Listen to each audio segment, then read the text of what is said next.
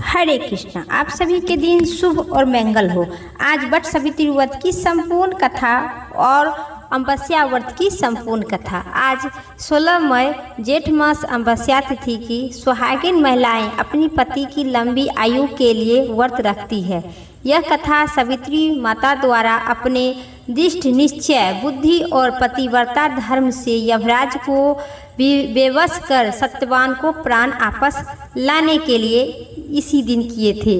इस दिन वट वृक्ष एवं बरगद की पूजा और परिक्रमा की जाती है और इसे करने से अखंड सौभाग्यवती की प्राप्ति होती है। तो आइए श्रद्धा और चित्त मन से वट सावित्री व्रत की संपूर्ण कथा, साथ ही जेठ अमावस्या की कथा मंचित और श्रद्धा से जरूर सुने। प्रेम से कहिए सावित्री माता की जय। एक समय मध्य देश में आसनीपति नाम का राजा राज करते थे। वह अत्यधिक दयालु एवं धार्मिक पवित्र था, लेकिन उनके कोई संतान नहीं थी। उन्होंने ज्योतिष शास्त्रों की सलाह पर संतान प्राप्ति के लिए यज्ञ किए, जिसके बाद उन्होंने एक सुंदर कन्या का जन्म लिया, जिनका नाम सावित्री रखा। जब सावित्री बड़ी हुई तो उन्होंने विवाह के लिए सत्यवान नाम के नव युवक को चुने।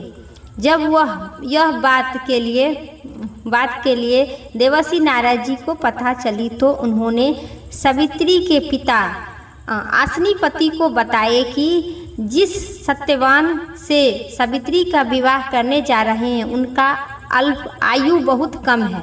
ऐसे में उन्होंने कोई दूसरा वर चुनना चाहिए। नारद मुनि यह बात पता चलते ही आसनीपति ने अपने बेटी सावित्री को बहुत समझाने बुझाने के प्रयास किए, लेकिन सावित्री ने यह तक देते हुए अपनी बात पर अड़ी रही कि हिंदू धर्म में स्त्री नारी एक वर के रूप में केवल एक ही बार पुरुष को चुनती है। इसके बाद राजा आसनीपति ने अपनी पुत्री सावित्री के विवाह सत्यवान के साथ बहुत ही धूमधाम के साथ और विधि विधान से सत्यवान का विवाह किया। सावित्री माता और युवक सत्यवान का विवाह हुआ।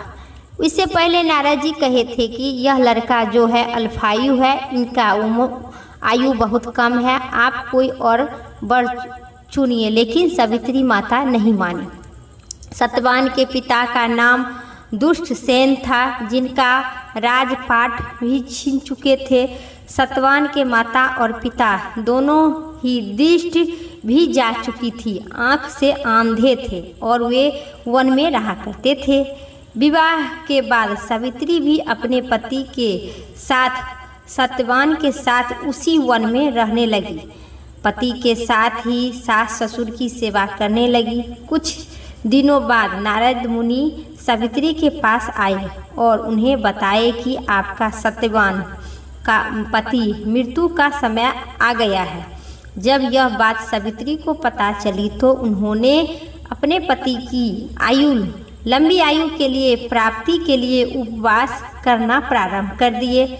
मानता है कि जिस तिथि पर सत्यवान की मृत्यु की बात नारद जी ने बताए थे, उसी समय सावित्री ने उसी दिन अपना व्रत रखा। सत्यवान उसी दिन से जंगल में लकड़ी काटने के लिए जाने लगे तो सावित्री भी उनके साथ गई। जंगल में सत्यवान जब लकड़ी काट रहे थे तब उन्होंने उनका सिर अचानक से बहुत ज़्यादा पीड़ा होने लगी। वह सावित्री की गोद में सिर रखकर वहीं पर लेट गए। सावित्री माता ने अचानक देखें कि वह एक यम देवता अपने दूतों के साथ आ पहुँचे उनके नज़दीक। इसके बाद जब यम ने सत्यवान को प्राण हर कर बाद दक्षिण की दिशा की ओर जाने लगे तो माँ सावित्री ने भी उनके पीछे पीछे चलने लगी। सावित्री को पीछे आते देख यमराज ने कहे कि पतिव्रता नारी, जहाँ तक तुम ही अपने पति का साथ दे रही थी तुमने दिया, अब तुम आपस जाओ। तब सावित्री ने कहे कि जहाँ मेरे पति रहेंगे मुझे भी उनके साथ ही रहना है, यही मेरा पतिव्रता धर्म है। यमराज ने इस सावित्री को पतिव्रता नारी को पतिव्रता धर्म देखते हुए उनका बहुत ही विचलित हुई। फिर बार बार समझाई कि तुमको मृत्यु लोक ही तक पति पत्नी के साथ रहना उचित है। हम यम लोक इनकी मृत्यु के प्राप्त हो चुका है, आप लौट जाइए। लेकिन सावित्री की बात को सुनकर यमराज प्रसन्न हो गए और उन्होंने अपने वर मांगने की कहे। तब सावित्री ने उसे अपने सास ससुर की आंखों की रोशनी लेटाने को कहे। यमराज ने तथास्तु कहकर सावित्री को लौट जाने की आशीर्वाद दिए और तथास्तु कहे। लेकिन फिर सावित्री ने उनके पीछे पीछे चलती रही। सावित्री की पतिव्रता को देखते हुए एक बार फिर यम ने सावित्री को उन्हें वर मांगने को कहे। तब सावित्री ने उनके अपने सास ससुर को खोया हुआ राज आपस मांगे। यमराज ने तथास्तु कहते हुए उनकी मनोकामना पूर्ण होगी कर दिए। लेकिन सावित्री फिर भी यम देवता के पीछे पीछे चलते रहे। सावित्री द्वारा पतिव्रता धर्म की निर्भरता देखते एक बार फिर यमराज ने सावित्री से वर मांगने को कहे। तब फिर यमराज ने सावित्री से मांगे। तब उन्होंने बोला कि सत्यवान के पुत्र 100 पुत्र की माँ बनना चाहती हूँ, आप आशीर्वाद दीजिए। फिर यमराज ने सावित्री को पतिव्रता को देखते हुए यह वरदान भी दे दिए और सत्यवान को प्राण आपस लौटा दिए। इसी प्रकार सावित्री ने भी फिर अपने पति को प्राण बालिक अपने सास ससुर की दृष्टि और राज को भी आपस दिलवा लिए। मानता है कि इस वट सावित्री व्रत की पावन कथा को कहने या सुनने से विवाहित महिलाओं को अखंड सौभाग्यवती की वरदान प्राप्त होती है। प्रेम से कहिए माता सावित्री की जय। जो इस कथा को पढ़ते अथवा सुनते हुंकार भरते हैं उनकी सभी को अखंड सौभाग्यवती की प्राप्ति होगा। प्रेम से कहिए सती और सावित्री माता की जय। अब सुनिए जेठ अमावस्या की पौराणिक कथा। पौराणिक कथा के अनुसार एक राज्य में एक गरीब ब्राह्मण रहा करते थे। पैसे कमी होने के कारण उनकी बेटी की शादी नहीं हो पा रही थी। अपनी गरीबी परेशान होकर एक दिन ब्राह्मण दंपति ने एक साधु से उपाय पूछे तो साधु ने बताया कि पास के ही गांव में एक धोबिन अपने बेटा और बहू के साथ रहा करती है। उनकी आपकी पुत्री सेवा भाव करेगी तो आपकी पुत्री की अल्पायु कट जाएगा। फिर वह ब्राह्मण अपनी पुत्री को कहे जो अपने बेटे और बहू के साथ रहती है, धोबिन उनके यहाँ जाओ। यदि आपकी पुत्री उस धोबिन की सेवा करेगी तो धोबिन प्रसन्न होकर उन्हें अपनी मांग की सिंदूर इसे देगी, जिससे कन्या का विवाह निश्चित ही हो जाएगा। यह सुनकर कन्या धोबिन के घर जाकर सारा काम काज करने लगी। धोबिन तथा उनकी बहू इसका पता नहीं चल रहा था। एक दिन धोबिन ने अपनी बहू से पूछी कि तुम इतना सारा काम इतनी जल्दी कैसे कर लेती हो।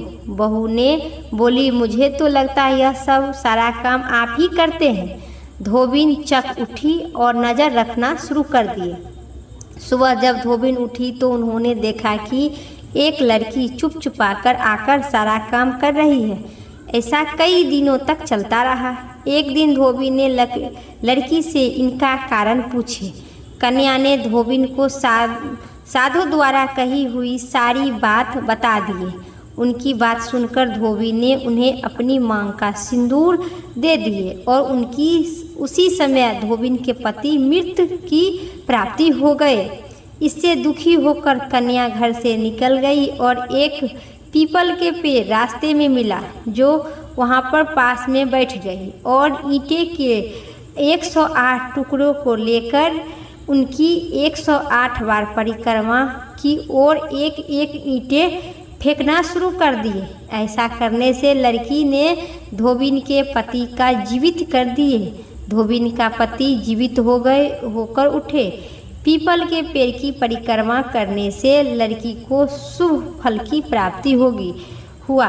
जो माता एवं बहनें आज जो जेठ मास की अमावस्या को पीपल के पेड़ में पूजा पाठ करते हैं और पीपल पर त्रिदेव की वास होता है, जैसे कि ब्रह्मा, विष्णु और महेश त्रिदेव पर पीपल पर वास होता है, तो उनकी पूजा करते हैं तो अखंड सौभाग्यवती की प्राप्ति होती है। प्रेम से कहिए माता पार्वती की जय, सोना धोबिन की जय। आज की कथा इतना ही। उम्मीद करते हैं आप सभी को इस कथा पसंद आई, तो कमेंट बॉक्स में विष्णु भगवान की जय जरूर लिखिएगा, सत्यवान और सावित्री माता की जय जरूर लिखिएगा। और आप लोग वीडियो देखकर कमेंट नहीं करते हैं तो कमेंट करके एक लाइक जरूर कीजिएगा।